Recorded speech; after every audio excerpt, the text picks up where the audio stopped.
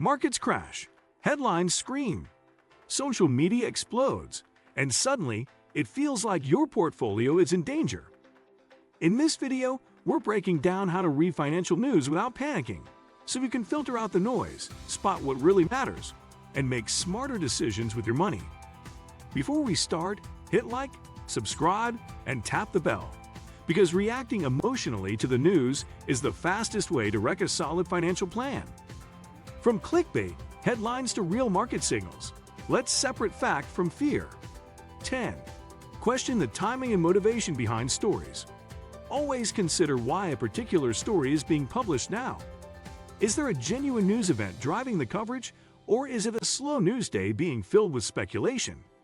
Be particularly skeptical of stories that seem designed to generate trading activity or promote specific investments. Some financial content is essentially marketing disguised as journalism. Ask yourself, who benefits if I act on this information?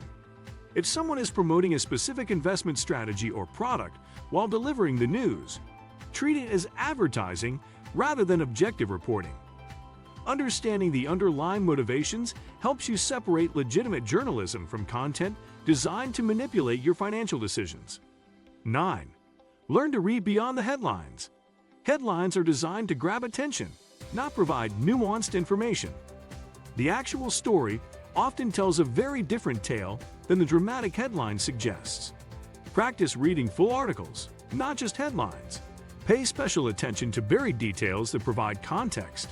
For example, a headline might scream stocks plummet, but the article might reveal it's just returning prices to where they were 2 weeks ago after an unusual spike. Look for specific numbers, timeframes, and historical context. Often, the most important information is found in the middle paragraphs, not the opening or closing sections. 8.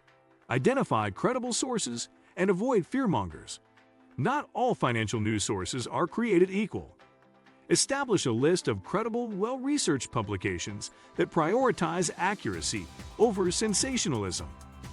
Look for outlets that provide context, cite multiple sources, and acknowledge uncertainty when making predictions. Be extremely wary of sources that consistently predict doom, promise guaranteed returns, or use excessive emotional language. Quality financial journalism explains complex topics clearly without resorting to fear tactics. Publications like the Wall Street Journal, Financial Times, and Reuters typically maintain higher journalistic standards than blog sites or social media influencers promising quick riches or predicting imminent collapse. 7. Develop your own information filter system. Create a systematic approach to consuming financial news. Set specific times for checking financial news, rather than constantly monitoring throughout the day. Focus on weekly or monthly summaries rather than daily updates. Maintain a list of key indicators you actually track, perhaps unemployment rates, GDP growth, and your portfolio's quarterly performance, and ignore the rest. Develop the discipline to ask, will this information actually change my long-term financial strategy? If the answer is no, it's probably noise you can safely ignore. Building this filter system protects you from information overload and emotional decision-making. 6. Recognize sponsored content and hidden agendas. Many financial articles and segments are sponsored content or have hidden commercial interests.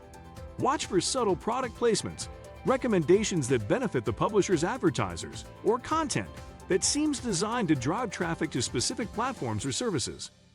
Financial influencers and media personalities often have affiliate relationships or investments that create conflicts of interest. Look for disclosure statements, but remember that many conflicts aren't properly disclosed.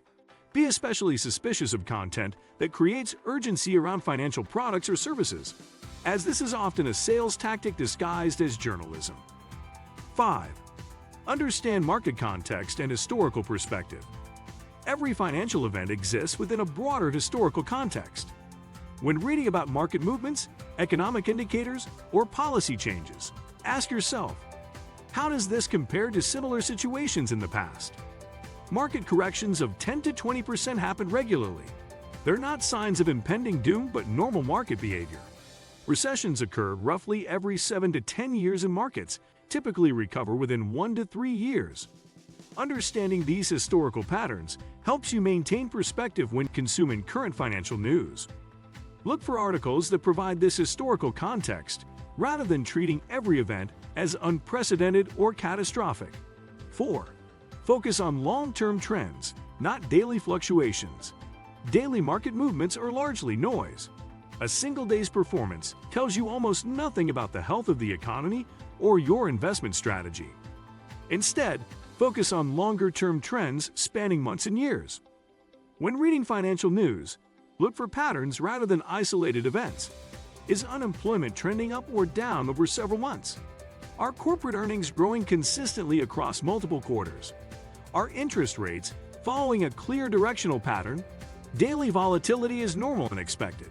It's the background static of healthy markets. If you're making investment decisions based on daily news cycles, you're essentially gambling rather than investing. 3. Distinguish between news and opinion. One of the biggest mistakes people make is treating financial commentary as factual reporting. There's a huge difference between the S&P 500 dropped 50 points today, and this market drop signals the beginning of a bear market. The first is news, a factual statement about what happened. The second is opinion, someone's interpretation of what it might mean. Opinion pieces, market predictions, and analyst commentary should be consumed with extreme skepticism. Even the most respected financial experts are wrong about market direction roughly half the time. Look for articles that clearly separate facts from analysis, and always ask yourself, is this person stating what happened or predicting what might happen? 2. Understand the business model behind financial media. Financial news outlets make money from clicks, views, and engagement, not from helping you make better investment decisions. The more dramatic the headline, the more likely you are to click. This creates a natural bias towards sensationalism over substance. News channels need to fill 24 hours of programming, which means they'll turn minor market movements into major stories. A 2% market dip becomes breaking news, when historically, it's completely normal market behavior. 1. Separate emotional manipulation from actual information. The most critical skill is recognizing when content is designed to trigger emotional responses rather than inform rational decisions. Financial media often uses fear, greed, and FOMO, fear of missing out, to drive engagement. Words like crash, collapse, soaring, and plummeting are emotional triggers designed to bypass your rational thinking. Before reacting to any financial news, pause and ask, is this making me feel anxious, excited, or pressured to act immediately? If yes, step back and analyze the actual facts being presented. Financial news should inform you, not control you. How do you decide what's worth acting on and what's just noise? Drop your process in the comments. It might help someone stay calm during the next market storm. If this video gave you more confidence in reading the news, like, subscribe, and share it with someone who stresses every time markets dip. Until next time, stay calm, stay informed, and let strategy guide your moves, not fear.